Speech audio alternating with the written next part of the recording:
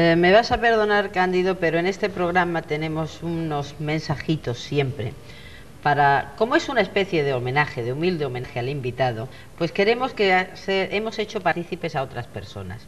Y justamente de toda esa gran labor tenemos unos mensajes muy especiales para ti. Si nos lo permite, vamos a escucharlos, ¿vale? Bueno, vale, gracias. Todos me han pedido que hable de Cándido Fernández Ledo, que conocí cuando llegó a Marbella en los años 70, de sus rasgos esenciales, de su perfil humano y profesional, a los que el afecto no quita rigor. Aparece el retrato equilibrado de quien ha puesto su equipaje profesional, cultural y humano al servicio de la Costa del Sol y de Marbella. Colaboró grandemente con don José Banús en el proyecto que dio un empuje a esa pequeña ciudad de pescadores y que fue el Puerto Banús, Nueva Andalucía, sus campos de golf, en el cual se celebró en los años 70 el primer mundial aquí en Marbella, y me acuerdo que todavía nadie sabía ni lo que era. En el casino, entre otros, ha sido presidente de AECOS, del CIT de Marbella, y ha cooperado con el Patronato de Turismo de la Costa del Sol. Igualmente ha contribuido grandemente en las promociones de Marbella y de los hoteles de lujo que se hicieron a través del mundo. Por lo tanto, creo que ha sido uno de los motores de esa Marbella de los últimos 25 años del siglo, que atrajo el turismo de lujo y que realzó todavía más ese nombre que hoy día es tan famoso y que es Marbella. Buenas noches, Cándido. Me han llamado los de Radio y Televisión Marbella, Inmaculada Molina, para que hablara de ti. Hablar de ti es entenderte. Y entenderte, creo yo, que hay dos pasos en tu vida muy importantes, que es el paso por el Ministerio de Información y Turismo, cuando ese ministerio era un volcán de ideas, de expansión, de querer vender a España, y tú estás ahí. Y ahora comentarás, supongo, una de tus cosas importantes, estar en la feria de Nueva York, aquella exposición tan importante, y después conociendo la administración, y es un paso importante, conocer la administración. Y el otro paso es estar con, yo creo, con un gran promotor que ha sido José Banús, aunque siempre reconozco que ha sido un gran impulsor de Marbella. Yo creo que han sido todos, pero Banús, cuando estuviste con él, pues hizo unos grandes eventos en Marbella de promoción al exterior y se conoció. Antes habían pasado Ricardo Soriano, Alfonso Jorreroy, Iván Rey, etcétera, muchos que han hecho por Marbella. Pero José Banús y con su equipo, y tú estabas en ese equipo. Tú conoces dos facetas importantes de la vida, que es la administración, que es la burocracia, la tranquilidad, la serenidad, que es lo que tenía que ser, y el empresario privado, que es la explosión, etc. Y esto hay que reconocerlo, tu trabajo, que con estas dos miras de información, porque tú tienes una gran información, y el turismo en todas las vertientes, en el camping, en casino, en hostelería, en restauración, en todos los campos siempre has estado en sus asociaciones y activo, la Cámara de Comercio, y también has sido presidente del Centro de Iniciativas Turísticas. Entre mi primer mandato y mi segundo mandato, es decir, que si yo fuera el pan, tú serías el jamón, sabroso, de experiencia, y eso es lo importante. Haber dado tu experiencia a Marbella, y sigues dando, como se ve, en tus dos vertientes, en una de la fundación y en otra en la versión de presidente de casino. Mil cosas puedo hablar de Cándido, pero una anécdota para que uno vea, es decir, había, ahora no me acuerdo si eran los premios periodísticos Ciudad de Marbella, que pues, cuando el CID empezaba no teníamos ni dinero, tu mujer fue a buscar a Carrascal, tú ibas después a buscar a otra persona, yo íbamos... Y eso era el querer que una ciudad funcione, con los apoyos de poco a poco de una persona, de otra persona. Y tú has hecho eso, habéis hecho la familia. Todo para ti, Cándido, mi reconocimiento y que sea siempre tu futuro lo que has hecho. Es decir, estás trabajando, ¿no?, mucho, te vas, viajes, y como creador de muchas cosas que has creado, pues envidia, porque a mí todo lo que es creativo me encanta, envidia sana, claro está, ¿no? Y me encanta que hoy te hagan un programa desde mi ventana, ¿no? Y que la ventana esa, pues, que la podemos exponer a mucha gente de Marbella para que vean personas que han conocido Marbella, que han hecho Marbella, y que poco a poco todas las ventanas, si abriéramos nosotros cada día una ventana de esas, pues que la casa sería muy bueno conocerla, y conocerte a ti es conocer un poco del por qué hay cosas en Marbella y personas como tú. Tú ejerces de gallego, muchas veces nunca se sabe si arriba o abajo, pero sobre todo ese ejercicio es de buena persona. Cándido, un fuerte abrazo.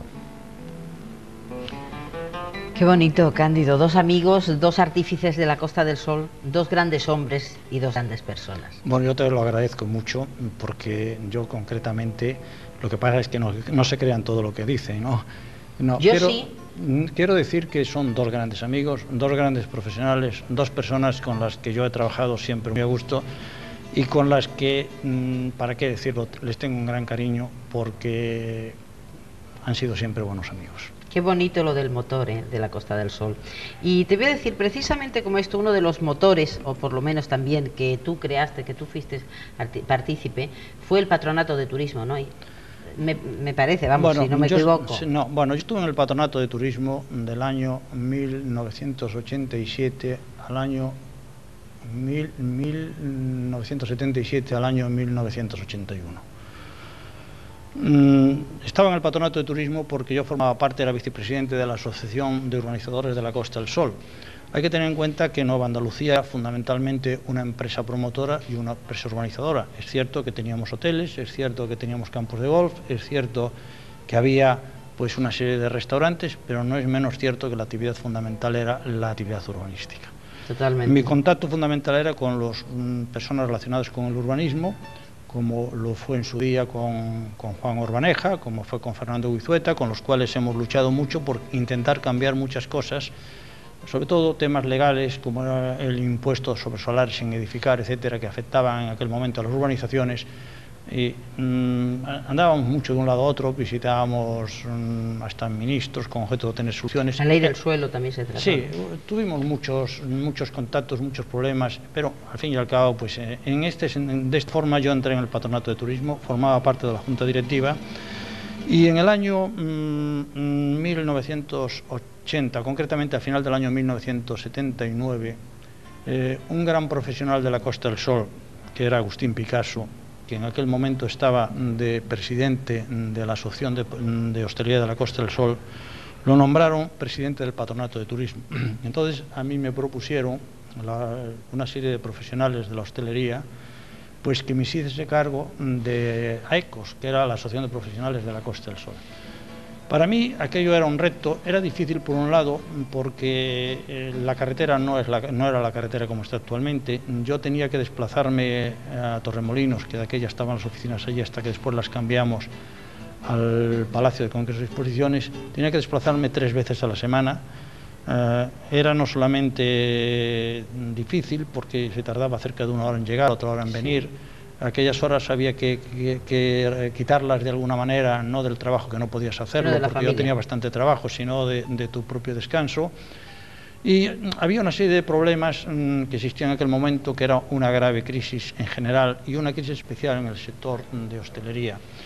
Pero para mí aquello era un reto porque yo pienso que nunca se hubiera sido nada desde el punto de vista profesional sin entrar de alguna manera en contacto directo con los grandes profesionales que existían en aquel momento en la Costa del Sol. Y los mejores profesionales de la Costa del Sol en aquel momento, hay que decirlo, excepto temas puntuales de personas que se dedicaban al tema de urbanismo, porque los puestos deportivos se iniciaron en el año 73 y iban desarrollándose poco a poco. Sin duda ninguna, la crema, digamos, de los profesionales estaba sin duda ninguna en la hostelería. Para mí aquello fue un reto, fue hasta cierto punto pues un honor, si podemos decirlo de alguna forma, que me dejaran entrar en aquel círculo. Yo tenía relaciones con los hoteles porque era consejero de un hotel que era el Hotel Andalucía Plaza. Nosotros teníamos también un pequeñito hotel que era el Hotel del Golf, y también teníamos la Torre de Andalucía, que era un hotel apartamentos, pero yo no era un hotelero, digamos, de alguna manera. La entrada allí no fue difícil, lo único que pasa es que fueron año y medio, no estuve más, que fueron muy difíciles y tuvimos que hacer muchas cosas. En el año 1979 hubo una huelga de hostelería, esa huelga de hostelería fue muy dura, y a partir de aquel momento, en el año 1980 hasta finales del 81 prácticamente, que estuve allí, tuvimos que hacer muchísimas cosas. Había problemas dentro del propio sector de AECOS, había que reestructurar las AECOS.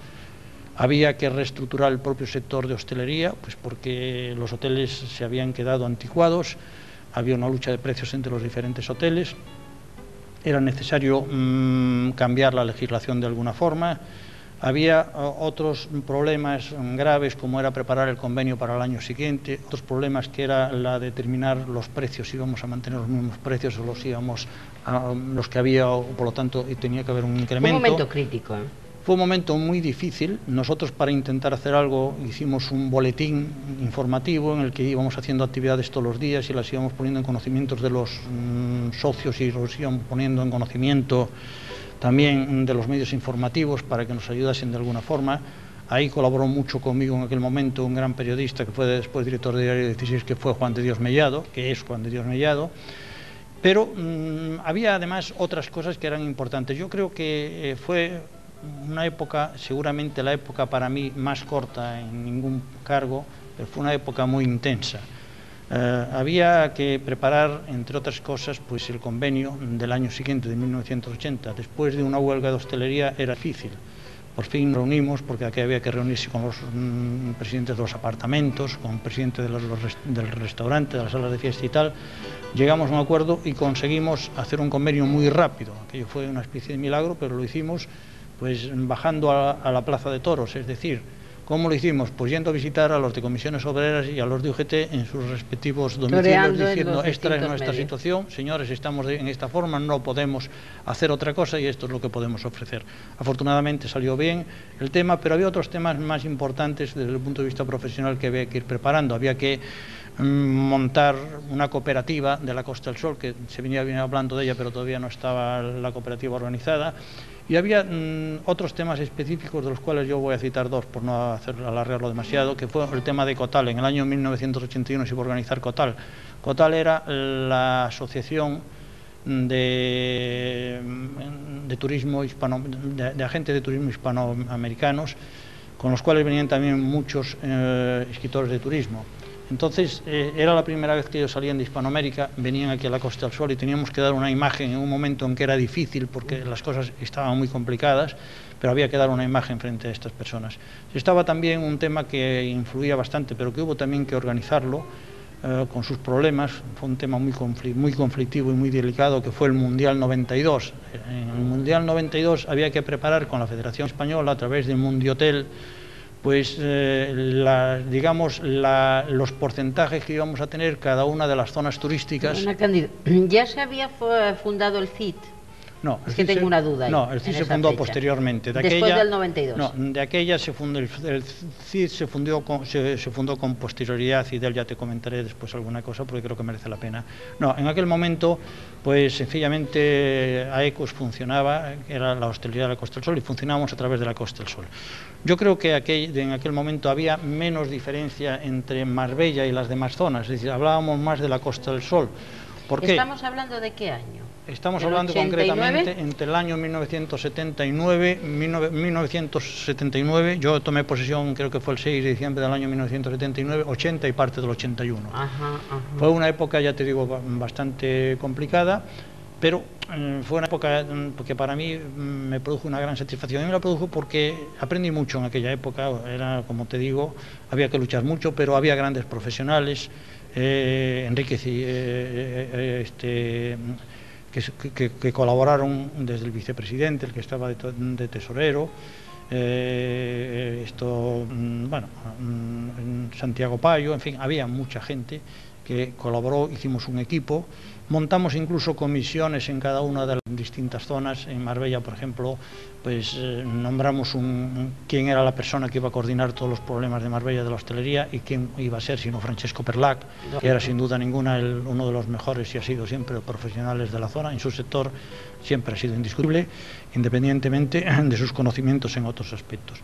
Pero como te digo, anteriormente hubo un momento en el que las cosas se fueron resolviendo y yo consideré que llegó el momento que debía de dejarlo. Me nombraron en aquel momento también vicepresidente del Patronato de Turismo y entonces Luis Callejón, que era otro de los grandes profesionales y que es otro de los grandes profesionales de la Costa del Sol en el sector hotelero y ya hoy en día muchísimos más sectores, pues cogió el relevo de alguna forma. Entonces para mí fue una satisfacción, primero por haber estado allí y segundo porque me sustituía un gran profesional que conocía perfectamente el sector. Pero ya te digo, fueron un año y medio, 2 años muy duros, porque fundamentalmente para mí el desplazamiento a Málaga de aquella o a Torremolinos implicaba mucho sacrificio. Era muy difícil porque tú sabes cómo estaba la carretera en aquel momento. ¿A qué corresponde? Perdón, ¿podríamos tomar esa foto?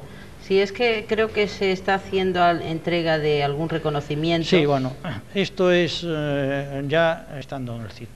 Esto ya es en el CID. CID. Sí, eso ya es en el CID. El Centro de Iniciativas Turísticas se constituyó en Marbella por un grupo de profesionales y tenía una idea distinta, es decir, en todo centro turístico importante tiene que haber un CID, es decir, tiene que haber una asociación de profesionales de los distintos sectores turísticos, no solamente el sector hotelero, porque la realidad y las crisis que hubo anteriormente, tanto a partir del año 75 como la que hubo posteriormente a partir del año 89, demostraron que no bastaba con que existiesen hoteles y con que estos hoteles tuviesen un mínimo de calidad. Era necesario, además, que existiesen instalaciones turísticas, es decir, que hubieran instalaciones complementarias desde campos de golf, desde puertos deportivos, que hubiese también actividades culturales, actividades de ocio, etcétera. ¿Por qué? Porque habíamos pasado de un turismo de clase media a un turismo alto, como consecuencia de la subida de los precios en los hoteles, y entonces estábamos compitiendo a nivel internacional con un turismo distinto. Es decir, ya no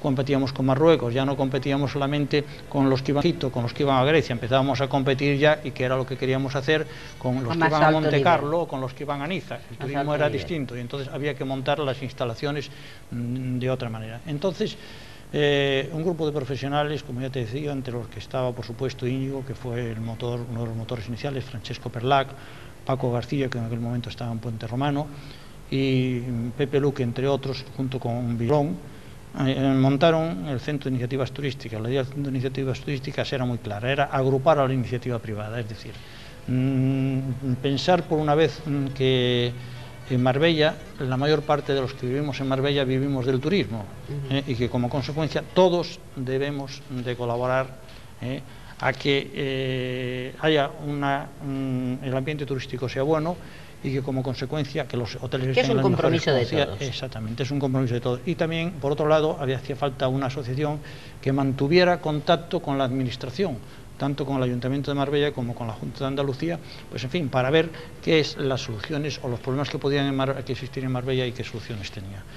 Íñigo llegó un momento en el que, por las circunstancias personales, pues dejó el Centro de Iniciativas Turísticas, o quería dejarlo, me dijo que me hiciese cargo de él yo, y yo me hice cargo del Centro de Iniciativas Turísticas. Fue una época, aquella relativamente dura también, porque había una época de crisis muy fuerte, pero fue una época bonita porque, vuelvo a repetirte, había muchos profesionales, en este caso no en Torremolinos, sino aquí, que luchábamos por poder conseguir algo. Vuelvo a repetirte, los mismos, Francesco, Íñigo, pues en fin, Ricardo Arranz, en aquel momento, pues había mucha gente, Francisco Villalón, porque una de las ideas que teníamos era que no bastaba con ser socio del Centro de Iniciativas Turísticas. ¿Por qué? Pues porque, hombre, muchas personas llevaban y decían, yo pago, y no, aquí lo que hace falta es que todo el mundo colabore. Entonces constituimos comisiones e hicimos una labor informativa importante. Teníamos de aquello un programa en Onda Cero en la que hablábamos de los problemas del turismo. Estos problemas eran unos problemas generales, es decir, pero también eran unos problemas específicos. Nosotros hablamos en general de turismo, pero de vez en cuando ya hablábamos del turismo residencial. Esta foto ya es del CID. ¿no? Sí, esta foto es del CID, es una foto relativamente reciente, que nos nombraron a Luis Cierco y a mí, que era presidente, o que habíamos sido presidentes del CID, nombraron socios de honor, y esta foto pues corresponde pues al día que se celebró la entrega de los premios, que fue precisamente coincidiendo con el 10º aniversario del CID, en el que nos dieron a nosotros los premios, y al llegar allí pues nos hicieron esta foto. Sí, Cándido, sí, bueno, actualmente eres presidente del Casino de Marbella, de La Toja y de Montepicayo, porque también esa faceta no la hemos hablado, la faceta de los casinos, que es también sumamente importante, porque si pensamos golf en Nueva Andalucía, lo que es la Torre del Duque, el Puerto Banús, el casino, bueno, es que realmente has tenido en tus manos y has logrado hacer, pues yo te diría que los ejes de Marbella, porque al olor y sabor de eso ha surgido muchas más cosas, ¿eh? Bueno, cuando estás en un sitio, pues tienes que adaptarte a las circunstancias. Yo había muchas cosas que no conocía, que las tuve que ir aprendiendo, que tuve que ir trabajando. Lo mismo, yo tenía poca experiencia, no tenía ninguna. Cuando empecé con un puerto deportivo, estuve director gerente del puerto y tuve que aprender. El tema del casino es un tema realmente, yo pienso que es una instalación importante para Marbella. Hoy en día lo vemos ahí el casino y a todos nos parece natural que haya un casino en Marbella. Uy, Dios mío. E incluso creemos que el casino en Marbella, y creemos porque es cierto, pues ha contribuido durante estos años mucho a la promoción de Marbella y que ha contribuido también a dar prestigio a Marbella a nivel nacional e internacional. Pero el casino no surgió de la nada, como no surge nada de la nada. El casino surgió pues con un trabajo difícil. En el año 1975 se celebró una asamblea nacional porque había una crisis turística muy importante. Se discutía la supervivencia del turismo de sol y playa, pero muchas personas defendíamos que el turismo de sol y playa era fundamental. Lo que faltaba era completar ese turismo de sol y playa con otras instalaciones que le diesen categoría y que la gente que viniese aquí no solamente estuviera en un hotel, sino que pudiese jugar al golf, pudiese tener su barco en el puerto, pudiese ir a un casino, etc. Aquí se estableció por primera vez, yo formé parte de una ponencia, en esta ponencia el tema de los casinos. Los que defendíamos la autorización del juego nos basábamos fundamentalmente en que todos los centros turísticos importantes tenían un casino de juego. Efectivamente. Y como consecuencia en España, ¿por qué no iban a existir? Fue un proceso duro, porque aunque esta propuesta se hizo en el año 1975 y se recogió en las conclusiones de la Asamblea, sin embargo, la despenalización del juego no se hizo hasta el año 1977. No obstante, don José Banús, a quien Marbella le debe mucho, y que afortunadamente hace poco tiempo le ha puesto una calle, pues fue un hombre que no pensaba siempre en el futuro. Digo que pensaba en el futuro y lo relaciono con el tema del casino, porque en el plan de ordenación del año 1964, Marbella era un centro de interés turístico y tenía que tener programada unas instalaciones que se iban a hacer en un presente y en el futuro. No, eso tenía que estar establecido en el plan que se aprobaba. Y dentro de ese plan ya estaba previsto la instalación de un casino. Claro, hablar en el año 1964 de un casino en España era realmente de locos. Yo la experiencia que tengo, y que tú también la conoces, es que cuando nosotros teníamos aquí un tiro de pichón, que se lo alquilamos al cordobés, pues fue mi primera experiencia de juego de alguna manera. ¿Por qué? Porque en aquel momento, que fue en el año 1973... Cuando estaba tolerado, pero no permitido. No estaba permitido. Te voy a explicar por qué. El juego estaba en España prohibido, pero los gobernadores civiles tenían la facultad, en los tiros de pichón, de autorizar cuando hacían las tiradas que se jugara. Entonces ahí, en el tiro de pichón en el que yo tuve la suerte de conocerte a ti allí, y en el que se celebraron pues unas tiradas... Tuvimos la suerte mutua. Donde se celebraron unas tiradas muy importantes. Pues después de la tirada, pues por la noche se jugaba. Esto era normal en todos los tiros de pichón. Pero esto fue en el año 73, pero hasta el año 77 no se despenalizó el juego. Pero en este, me vas a permitir que diga de que en este tiro de pichón, quizás porque he conocido otros, yo creo que era donde con más clases se jugaba. Bueno, tú ten en cuenta que en aquel momento Manuel Benítez del Cordobés era una figura, como consecuencia pues pasaba lo mismo que cuando iban las grandes personalidades, iban a algún sitio, y claro, Manuel Benítez tenía una gran capacidad de convocatoria y allí iban no solamente personas relacionadas, no te voy a decir yo con el tiro de pichón, iban muchas personas relacionadas con la vida social. Entonces claro, aquello era sencillamente un espectáculo. Yo recuerdo un día en la que doña Pilar, que lo acompañé yo, entregó uno de los premios. Claro, allí había muchísima gente, pero ya te digo, yo creo que eso era fundamentalmente debido a la personalidad que tenía él y a la colaboración que tenía en parte tuyo, porque tú eras una de las personas que también colaborabas en este sentido. Gracias. De todas formas, yo, volviendo de vez al tema, por fin se hizo una planificación de los casinos, se luchó mucho, y aquí quiero decirlo otra vez, hubo dos personas que lucharon mucho, que fue Manuel Olivier, que fue el primer director gerente, y Jaime Chávarri, porque había una duda por parte de la administración qué sistema se iba a seguir de los casinos en España. Nosotros nos inclinábamos a que debía hacerse un casino como instalación turística, porque nosotros defendíamos que los casinos eran instalaciones turísticas que debían de estar en los centros de interés turístico y que no debían de ser simplemente salas de juego, debían de ser instalaciones turísticas complejas en las que hubiese, además de una sala de juego, que existiese también, pues no sé, unas instalaciones complementarias que podía ser una sala de fiestas, un buen restaurante, en fin, algún espectáculo y alguna cosa. En aquel momento, fíjate lo que es la vida y las vueltas que da, hubo 3 sitios que, aunque se luchó mucho, sin embargo, desde el punto de vista de la administración casi no tenían discusión, porque eran los 3 centros de interés turístico más importantes de España, que era Nueva Andalucía, que era el centro turístico más grande que había, tenía una extensión superficial de 12 millones de metros cuadrados cuando lo compró don José, y que después se quedó en 10 millones y medio, porque 1,5 millones se quedó el Banco de Bilbao y Vizcaya cuando hicieron, perdón, el Banco de Bilbao, que fue donde se hizo Aloa.